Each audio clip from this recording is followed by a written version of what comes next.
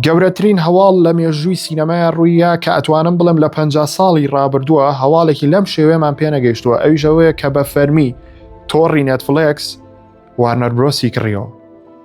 یعنی سەلەوانێ شۆک بن بڵێن ئەمە چۆنە بێت، چونکە کاتێ وارنەر برۆس فیلمی دروست کردووە نێتفڵێکس هەر نەبووە، بەڵام بەڵێ کۆمپانیای نێتفڵێکس بە 82 ملیار و 700 ملیۆن دۆلاری ئەمریکی بۆ خۆتان سفرەکان بژمێرن وارنەر برۆسی کردەوە. واتە هەر شتێک کە هی وارنەرەیتر بە هەموو فیلمە بەناوبان و کۆمپانیا لابەلاکان و کەناڵ و تۆڕ و هەموو شتێکی وارنەرەوە ئێستا هی نێتفڵێکسە و تر باگەری زۆرەوەمیان تێکەڵە بن. کۆپیڕایتی شتەکانی وارنەر برۆس هەموو ئێستای نێتفڵێکسە. ئێستا بۆ نمونە ناوی جیهانێک بڵێ گەیم ئۆف فرۆنس ئەڵێی هی نێتفڵێکسە، هاری پۆتەر هی نێتفڵێکسە، جیهانی دیسی و سوپەرمان و فلاش و ئەمانە باسەکەی هی نێتفڵێکسە.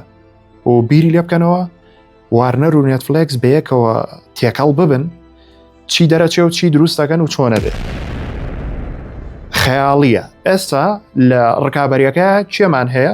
هەموو کۆمپانیاکان لەلایەک ئەوانە تاڵ لە ڕکابەریان نەماوەن، ئێستا چۆنە ڕکابەریەکە؟ نێتفڵێکس دش بە دیزنی، یعنی نێتفڵێکس و دیزنیە هەموو شتەکە.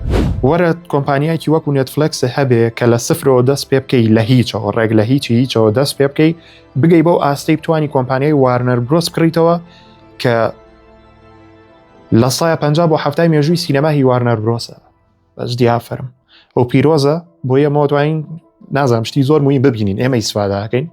ڕاستەوە بۆ خۆیان بزنس و شتەکە بەلایەک، بەڵام بۆ ئێمەش لەلایەکی تر ئیسفادەکەین بەرهەمی زۆر موهیمە بینین. هیوادارم ئەم هەواڵەتان بەدڵ بوو بێ و ئەو فۆلۆ لە بیر مەکەن چونکە هەواڵی زەخممان لایە.